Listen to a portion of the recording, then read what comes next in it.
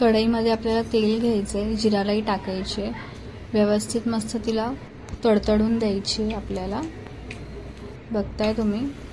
आता आपण टाकली आहे हिंग। याच्यामध्ये आपण टाकणार आहोत कांदा। कांदा मस्त लालसर परतायचा आहे आपल्याला। आता याच्यामध्ये आपण हळद टाकणार आहोत, लाल तिखट, आपला घाटी मसाला जो आहे तो, गोडा मसाला आपण त्याच्यामध्ये ॲड करणार आहोत। व्यवस्थित परतून घेणार आहोत। आपण आता तोंडली टाकते बारीक चिरलेली, व्यवस्थित धुवून घ्यायची तोंडली आणि मग टाकायची त्याच्यामध्ये। व्यवस्थित परतून घ्यायची आपल्याला तोंडली।